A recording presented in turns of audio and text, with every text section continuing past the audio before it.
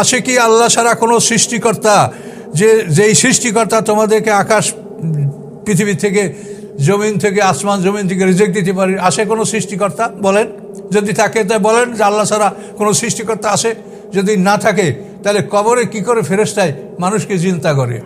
আমি দাবি করি না যে এই জ্ঞান আমার আগেও ছিল। আমিও যখন অল্প বয়সী ছিলাম, আমিও আপনাদের মতো প্রচলিত এই শিক্ষায় শিক্ষিত হয়েছি। আমিও মনে করছি যে এগুলি আসে, এগুলি সব ঠিক, এটা আমারও মনে ছিল। কিন্তু গবেষণা করার পরে আমার অবাক কাণ্ড, আমি তো মানে একেবারে নিজেকে হারিয়ে ফেলতেছি যে কোথায় কি হয়ে গেল। তাহলে সম্মানিত সুধী মণ্ডলী, আমরা আজকে জীবনের একটা গুরুত্বপূর্ণ পর্ব, সেটা হলো বরজাক। এই বরজাক সম্পর্কে আমরা আলোচনা করব, যেহেতু এই বিষয়টা নিয়ে সমাজে অনেক বিভ্রান্তি রয়েছে। আমরা কোরআন পাকের আলোকে এগুলা বলবো ইনশাল্লাহ। দেখি আল্লাহর কোরআন কি বলছে, আপনাদেরকে শোনাবো ইনশাল্লাহ। আউযু বিল্লাহি মিনাশ শাইতানির রাজিম, বিসমিল্লাহির রহমানির রহিম। হাত্তা ইযা জা আহাদুহুল মাউত ক্বালা রাব্বি ইরজিউন, সূরা মুমিনুন 99 নম্বর আয়াত। তাদের কারো কাছে যখন মৃত্যু উপনীত হয় তখন বলে রব্বির জিউন, হে রব, হে আমার মালিক, আপনি আমাকে পৃথিবীতে ফিরিয়ে নেন। লাল্লে আমালু সালিহান ফিমা তারাকতু, সম্ভবত আমি ওই সব ভালো কাজগুলি করব যেগুলি আমি ছেড়ে দিয়েছিলাম। এই আবেদন সে করবে মৃত্যুর সময় এবং মৃত্যুর পরেও করবে। তো আল্লাহর জবাব দিচ্ছেন, কাল্লা, কখনোই না, তোমাকে আর পৃথিবীতে ফিরিয়ে আনা হবে না। আল্লাহ বলেন, ইন্না কালিমাতুন হুয়া কায়লুহা, নিশ্চয়ই এটা এমন একটা বাক্য যে ওটা অবিশ্বাসীরা বলবে। অবিশ্বাসীরা এই বাক্যটা বলবে, এটা এমন একটা কথা বলবে, তারা বলবেই। অমে অরাইম বারজাকুন এলাই অমিবাসন, এবার তাদের সামনে রয়েছে পর্দার আড়ালের জগৎ পুনরুত্থান দিবস পর্যন্ত। সূরা মুমিনুন 100 নম্বর আয়াত। এই যে বরজাক, মৃত্যু হতে পুনরুত্থান দিবস পর্যন্ত, এই সময়টা বরজাক। বরজাক শব্দের অর্থ পর্দার আড়ালের জগৎ। বরজাক মানে অন্তরায়, পর্দা। যেমন দেখেন, মারাজাল বাহরাইনে ইয়ালতাকিয়ান বাইনহুমা বারজাখুল লা ইয়াবগিয়ান, দুইটা সমুদ্রের ধারা, অর্থাৎ মিষ্টি পানি লবণ পানির ধারা অথবা ঘোলা পানি পরিষ্কার পানির ধারা পাশাপাশি প্রবাহিত হচ্ছে, তাদের মাঝখানে রয়েছে একটা অন্তরায়, বরজাক। সে অন্তরায়টা তারা ভেদ করে না, একে অপরের মধ্যে প্রবেশ করে না। এই যে অন্তরায়টা কি, সেটা কিন্তু আমরা দেখতে পাচ্ছি না, শুধু পানিই দেখতে পাই। তাহলে বরজাক হলো পর্দার আড়ালের জগৎ, যে জগৎ সম্পর্কে আমরা নিজেরা তেমন একটা কিছু উপলব্ধি করতে পারি না। তবে আল্লাহ কালামে যা বলেছেন সেটা আমাদের জন্য যথেষ্ট, এবং সেখান থেকে আমরা বিষয়টার ব্যাপারে আমরা জানতে পারছি। মৃত্যুর পরে পর্দার আড়ালের জগতে আমরা ঢুকবো, এবং এই পর্দার আড়ালের জগৎটা থাকবে ইয়মা ইউবআসুন, পুনরুত্থান দিবস পর্যন্ত, অর্থাৎ সিংহার দ্বিতীয় ফুৎকার পর্যন্ত, সূরা মুমিনুন। এরপরে দেখেন সূরা আনামে আল্লাহ কি বলছেন, হাত্তা ইযা জা আহাদাকুমুল মাউত তাওয়াফাত রুসুলুনা, এমনকি যখন তোমাদের কারো কাছে মৃত্যু উপনীত হয় তখন আমার রাসূলগণ, অর্থাৎ ফেরেশতা রাসূলগণ, প্রাণ সংহারকারী, জীবন সংহারকারী রাসূলগণ তাদের মৃত্যু কার্যকর করে। ওহম লা ইউফারিতুন, এবং তার ব্যাপারে কোনো রকম ত্রুটি করে না। তোমাদের কারো মৃত্যুর সময় উপনীত হলে রাসূলগণ, এদেরকে রাসূল বলা হয়েছে এই জন্য যে এই ফেরেশতারা আল্লাহর বিশেষ আদেশ সহকারে জান কবজ করার জন্য যায়, এই জন্য তাদেরকে রাসূল বলা হয়েছে। তো এরা আল্লাহর হুকুমে জান কবজ করার জন্য ফেরেশতারা যায়, জান কবজ করে। তারপরে সুম্মা রুদ্দু ইলাল্লাহি মাওলাহুমুল হক, তারপর তাদেরকে প্রকৃত অভিভাবকের কাছে পৌঁছিয়ে দেয়, আল্লাহর কাছে পৌঁছিয়ে দেয় তাদের এই প্রাণ। ওহু আসরাউল হাসিবিন, তিনি দ্রুত হিসাব গ্রহণকারী। তাহলে আমরা জানতে পারলাম যে মৃত্যুর ফেরেশতারা জান কবজ করার পরে এই প্রাণগুলি প্রকৃত মালিক আল্লাহর কাছে পৌঁছিয়ে দেয়। আল্লাহ এদেরকে সংরক্ষণ করেন।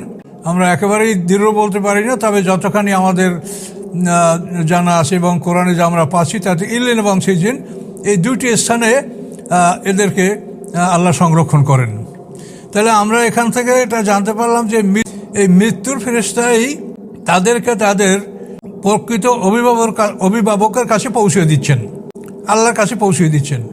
তাহলে এখন কে কোথায় যাবে, এই যে তাওয়াফাতুম, এই যে আছে না তাওয়াফাতু রুসুলনা, এখান থেকে এটা স্পষ্ট বোঝা যায় যে এই রাসূলগণ, অর্থাৎ তারা বিশেষ আদেশ নিয়ে জান কবজ করার জন্য আসে।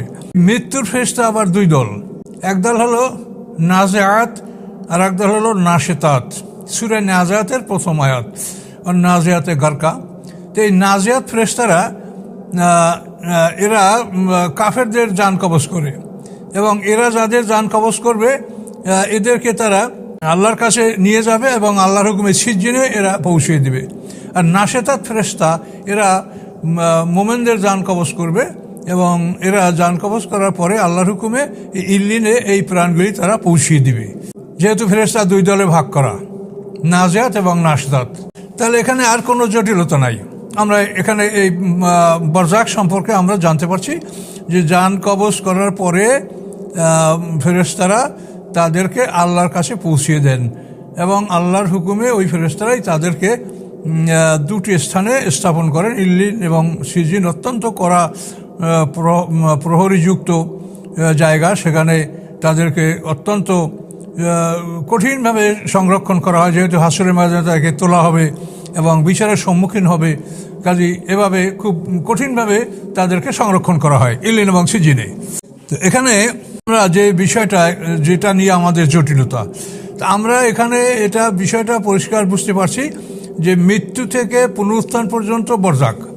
এখন এই সময়টা আমাদের কিভাবে কাটবে, এটা সম্পর্কে কোরআন পাকে আল্লাহ তাআলা আমাদেরকে যা বলেছেন এবং আল্লাহ রসুল যা বলেছেন তাও আমাদের কাছে পরিষ্কার। কোরআন পাকে আল্লাহ তাআলা বলেছেন, আর নার ইউরাজুনা আলিহা গুদুবু আসিয়া।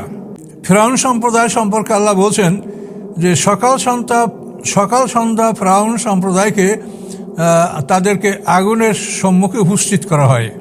সকাল সন্ধ্যা ফিরআউন সম্প্রদায়কে তাদের আগুনের ঠিকানা দেখানো হয়।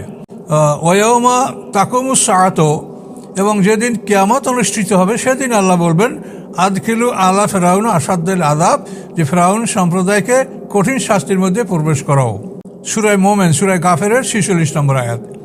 তাহলে এখানে আমরা এই বরজাকে আমাদের সময়টা কিভাবে কাটবে সেটাও আমরা এখানে জানতে পারছি, যে এখানে ফিরআউন সম্প্রদায়কে তাদের ঠিকানা সকাল সন্ধ্যা দেখানো হয়, এবং কিয়ামত কায়েম হলে সেদিন আল্লাহ বলবেন তাদেরকে কঠিন শাস্তির মধ্যে প্রবেশ করিয়ে দেওয়ার জন্য।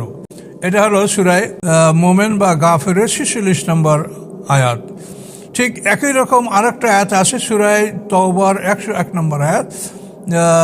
সেখানে আল্লাহ বলছেন যে সানুআযিবু মাররাতাইনে সুম্মা ইউরাদ্দুনা ইলা আযাবিন আযীম। সেখানে আল্লাহ বলছেন যে অচিরেই আমি তাদেরকে দুবার শাস্তি দেব, অর্থাৎ জীবন এবং মরণে। জীবন মরণে আমি দুবার শাস্তি দেব। তারপরে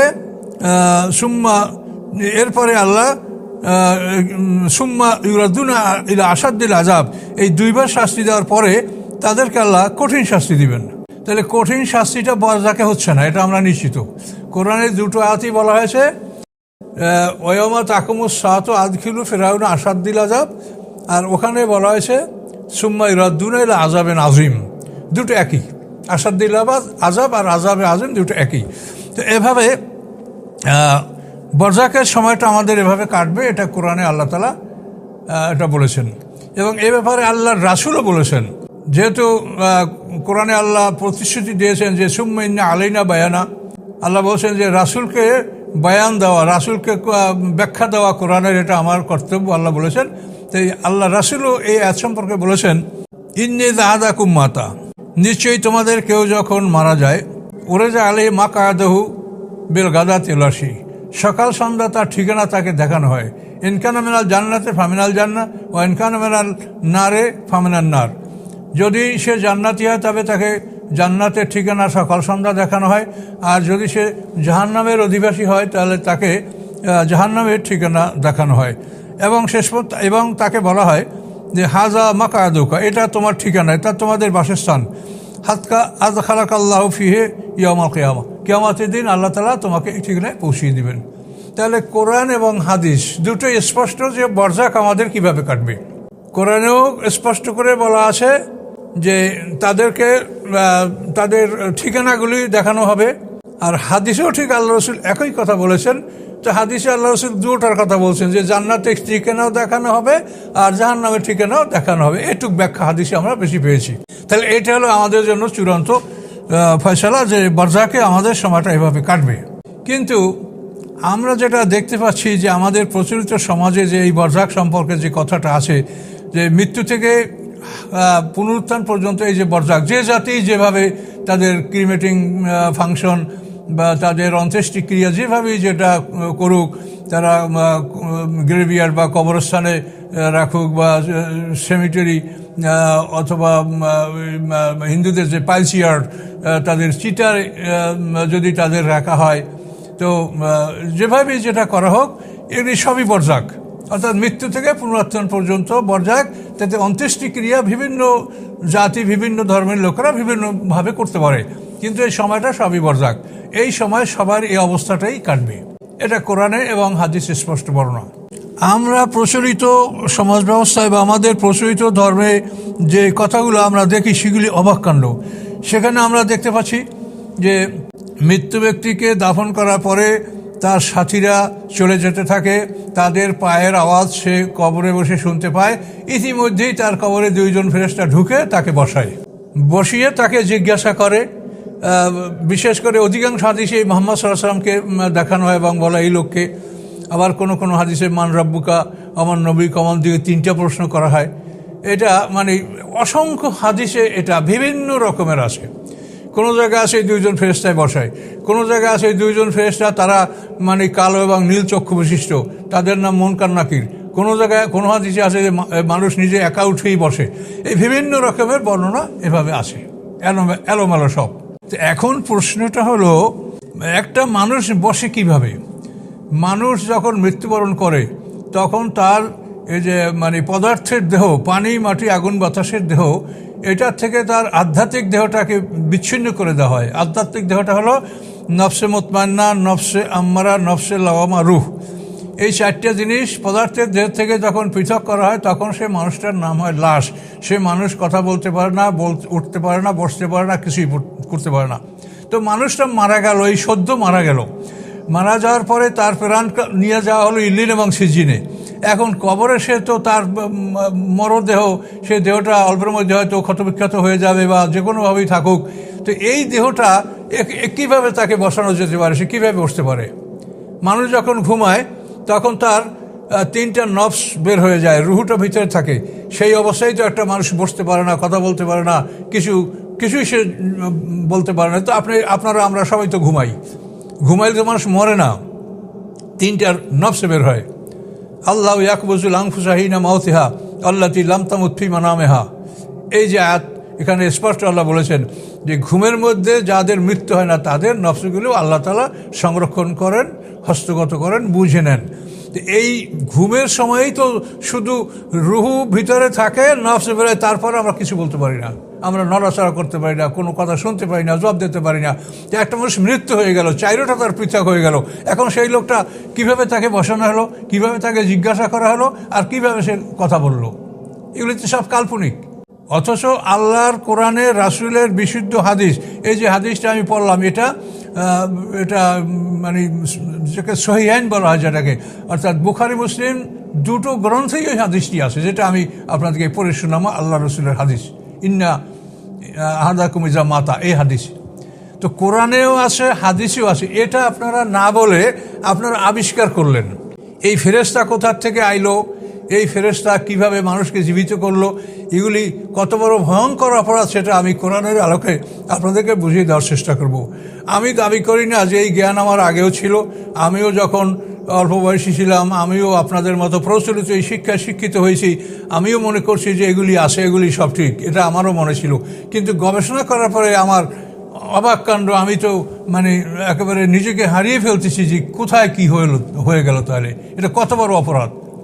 কোথায় আমরা পেলাম মুনকার নাকির, কোথায় পাওয়া গেল? আপনি কোরআনের ধারাবাহিকতা দেখেন, একটা মানুষের জীবন থেকে, জন্ম থেকে মৃত্যু পর্যন্ত 8টা যে পর্ব, এই পর্বগুলির মধ্যে কে কোথায় ডিউটি করবে এটা আপনি আগে বুঝে নেন। 1 নম্বর হলো, মানুষ পৃথিবীতে আসার পর থেকেই তার জন্য থাকে হেফাজতকারী ফেরেশতা, সকল মানুষের জন্য।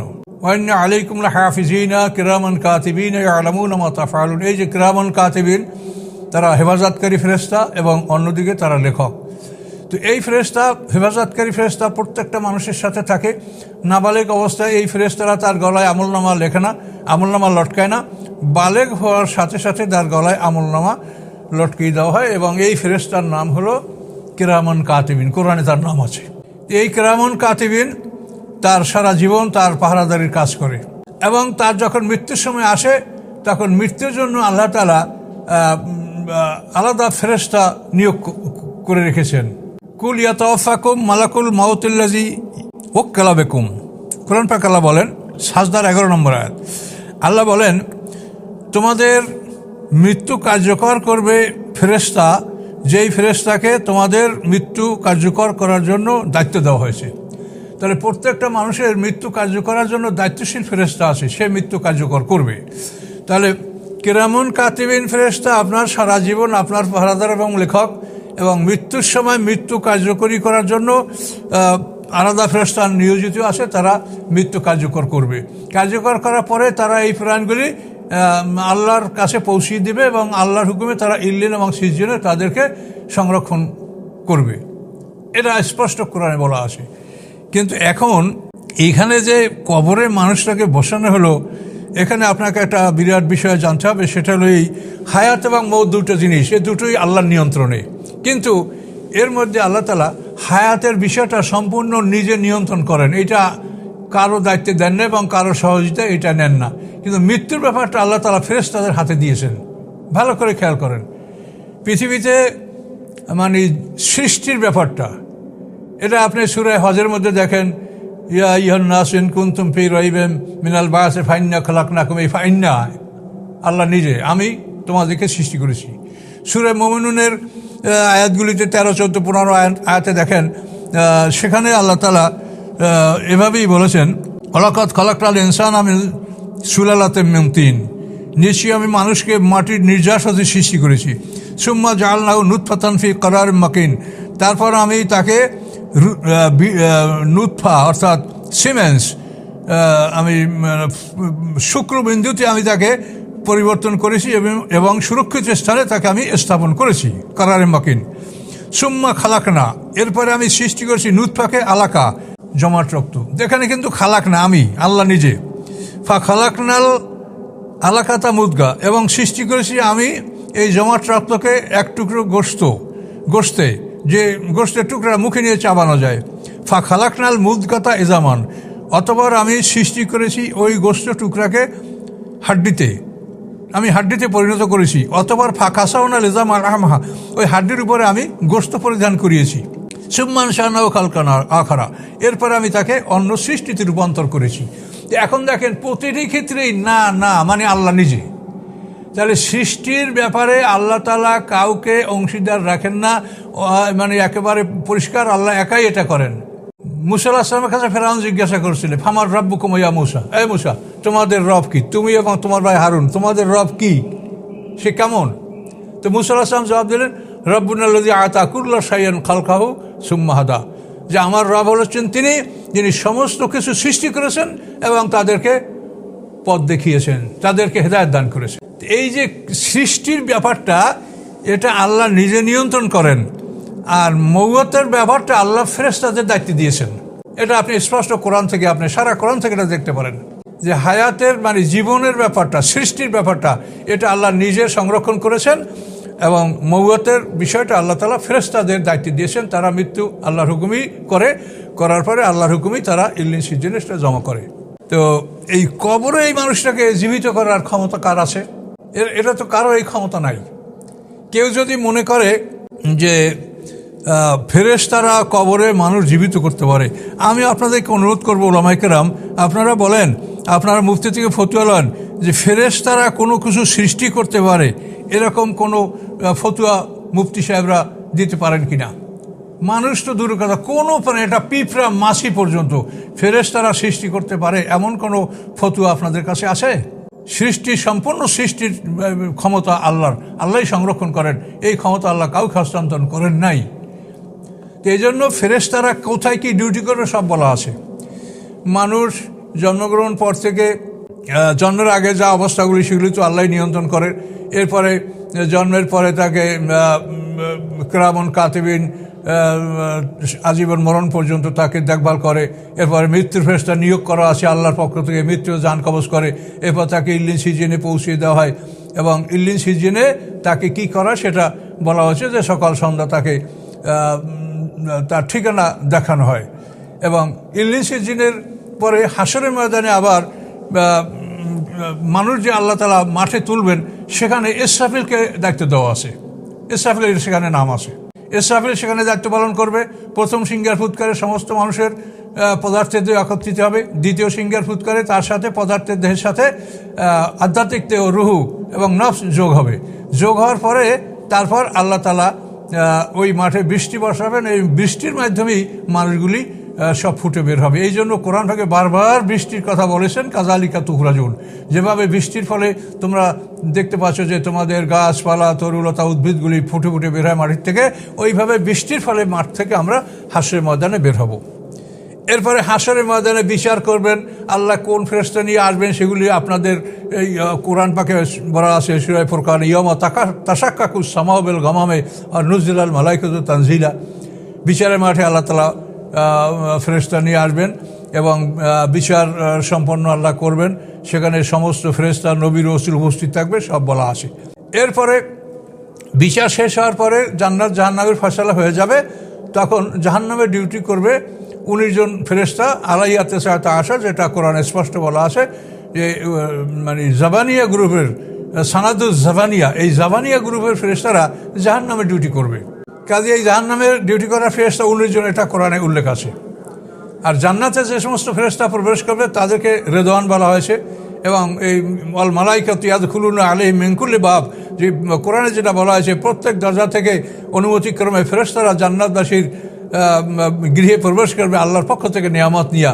এই ফেরেশতারা জান্নাতে ডিউটি করবে, রেদওয়ান গ্রুপের ফেরেশতা। জাহান্নামের ফেরেশতা দারোগার নাম মালিক, এগুলি সব বলা আছে। কিন্তু এখন আপনাদের কাছে আমি জানতে চাবো যে কবরে শাস্তি দেওয়ার জন্য ফেরেশতা, এই ফেরেশতার নাম বলেন, এটা আল্লাহ কোথায় বলছে যে অমুক ফেরেশতা কবরে আযাব দিবে? মানুষের পাহারাদার, মৃত্যুর ফেরেশতা, তারপর তাদেরকে ইল্লিজিনে পৌঁছে দেওয়ার ফেরেশতা, তারপর হাশরের ময়দানে তাদেরকে মাঠে তোলার জন্য ফেরেশতার যে ডিউটি সেটা আল্লাহ বলছে। বিচারের সময় মাঠে আল্লাহ ফেরেশতা নিয়ে আসবেন সেটা আল্লাহ বলছেন। বিচারের পরে তাদেরকে যে ঠিকানায় দোজখে নেওয়া হবে সেখানে জাবানিয়া গ্রুপ তাদেরকে শাস্তি দেবে, এটা আল্লাহ বলেছেন। দোজখের ফেরেশতা মালিক, তার কথা আল্লাহ বলেছেন, এই সব বলেছেন। কিন্তু কবরে আযাব দিবে কোন ফেরেশতা, এই নামটা আপনারা কোথায় পাইলেন বলেন? কে বলেছে এটা? এইগুলি বিশ্বাসকালে সম্পূর্ণ শিরক সৃষ্টি হবে। তার কারণ আল্লাহ ছাড়া কেউ মানুষকে জীবিত করতে পারে, এই আকীদাটা শিরক। আমি এটা বললাম, আপনারা মুফতিদের কাছ থেকে এখন যাচাই করেন যে আল্লাহ ছাড়া কেউ কোনো ফেরেশতা, এটা তো আল্লাহ বলছেন যে আমি আল্লাহ তাআলা তো পরিষ্কার আল্লাহ তাআলা বলছেন রব্বুনাল্লাযী, যেমন ওই ফেরাউনের প্রশ্নে মুসা আলাইহিস সালাম বলছেন রব্বুনাল্লাযী আতা কুল্লু শাইইন খালকাহু সুম্মা হাদা। রব হলো তিনি যিনি সমস্ত জিনিসের সৃষ্টি করেছেন এবং হেদায়েত দিয়েছেন। তারপরে দেখেন সূরা জুমারের 62 নম্বর আয়াত, আল্লাহু খালিকু কুল্লি শাইইন ওয়া হুয়া আলা কুল্লি শাইইন ওয়াকিল। সূরা জুমারের 62, যে আল্লাহ তাআলা সব কিছুর সৃষ্টিকর্তা এবং তিনি সব কিছুরই রক্ষক, কর্মবিধায়ক। হালমেন খালিকান গায়রুল্লাহ ইয়ারযুকু মিনাস সামাই ওয়াল আরদ, সূরা ফাতির 3 নম্বর আয়াত। আল্লাহ বলেন হালমেন খালিকান গায়রুল্লাহ, আল্লাহ ছাড়া কি কোনো সৃষ্টিকর্তা আছে? আল্লাহ প্রশ্ন করছেন। যে সৃষ্টিকর্তা ইয়ারযুকু মিনাস সামা, আকাশ থেকে তোমাদেরকে জীবিকা দান করেন, ওয়াল আরদ পৃথিবী হতে, বলো আছে? তো এখন আপনারা বলেন, আল্লাহ প্রশ্ন করছে হালমেন খালিকান গায়রুল্লাহ, আল্লাহ ছাড়া কি কোনো সৃষ্টি আছে, সৃষ্টিকর্তা আছে? আল্লাহ প্রশ্ন করছেন, আপনারা জবাব দেন যে হ্যাঁ আল্লাহ ছাড়া ফেরেশতারা সৃষ্টি করতে পারে। বলেন তাহলে এইগুলো আপনারা তাহাক্কিক কেন করছেন না? এগুলো আপনারা গবেষণা করেন। আপনারা তো একটু পরেই দিবেন না আমার বিরুদ্ধে ফতুয়া, যে উনি এই হাদিস অস্বীকার করছে। তো ফতুয়া দেওয়া তো আপনারা মুফতি পাস করছেন, ফতুয়া দেওয়ার জন্য আমার কোনো দুঃখ নাই, এটা আপনারা দিতে থাকেন। কিন্তু আপনাদের কাছে প্রশ্ন, এই আল্লাহ যেটা প্রশ্ন করছে আমি সেইটা বলছি, হালমেন খালিকান গায়রুল্লাহ ইয়ারযুকু মিনাস সামাই ওয়াল আরদ, আছে কি আল্লাহ ছাড়া কোনো সৃষ্টিকর্তা, যেই সৃষ্টিকর্তা তোমাদেরকে আকাশ পৃথিবী থেকে, জমিন থেকে, আসমান জমিন থেকে রিজিক দিতে পারে? আসে কোনো সৃষ্টিকর্তা? বলেন। যদি থাকে তাই বলেন যে আল্লাহ ছাড়া কোনো সৃষ্টিকর্তা আসে। যদি না থাকে তাহলে কবরে কি করে ফেরেশতায় মানুষকে চিন্তা করে? হ্যাঁ, পিটাইয়া মাইরিয়া একবারে মাটির সাথে মিশিয়ে ফেললো, আবার তাকে তার প্রাণ ফিরিয়ে আনা হলো, আবার পিটানো হলো, আবার মাইরা মাটিতে মিশানো হলো, কবরে চাপ দিয়ে হাড়গোড় ভেঙে চুরমার করে দেওয়া হলো। হ্যাঁ, এবং এমন ভয়ঙ্কর হাদিস যে সাদ ইবনে মুআজ রাদিয়াল্লাহু তাআলা আনহু, যার মৃত্যুতে আল্লাহর আরশ কেঁপে উঠেছে, আল্লাহ রাসূলের হাদিস আছে, তার সম্পর্কে বলা আছে যে তার কবরকেও সংকীর্ণ করা হয়েছে, পরে আবার প্রশস্ত করা হয়েছে। তার কবরও মানে মাটিতে তার কবরেও চাপ দিছে তাকে, এরকম কথা হাদিসের মধ্যে রয়েছে। তো কাজেই এখানে কথা হচ্ছে যে আমরা যদি শিরক নিয়ে কবরে যাই আমাদের কোনো মুক্তি নাই। আর এই জাল হাদিসগুলি যারা তৈয়ার করছে তাদের মূল লক্ষ্যই যে মানুষকে শিরকের মধ্যে ঢুকিয়ে দেওয়া, যে কারণে তারা এইগুলি আবিষ্কার করেছে। এবং সাধারণ মানুষ এটা চিন্তাই করতে পারে নাই যে ফেরেশতায় মানুষ জীবিত করতে পারে, এই আকীদাটা যে শিরক।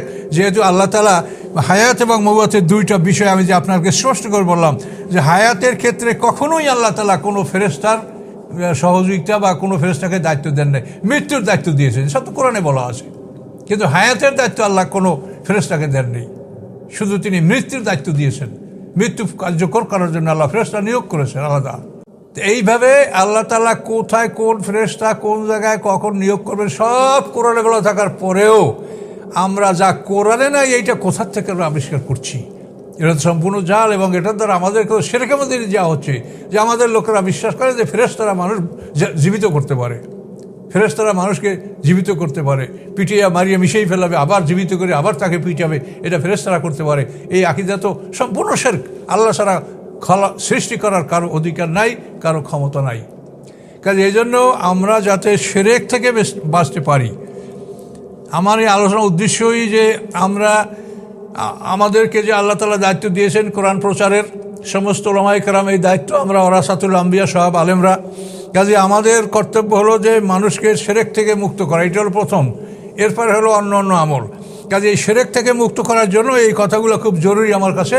এই জন্য আমি এই কথাগুলো আপনাদেরকে আমি এইগুলি বললাম যে এই কথা বিশ্বাস করলে কিন্তু শিরক হবে যে আল্লাহ ছাড়া ফেরেশতারাও মানুষ জীবিত করতে পারে।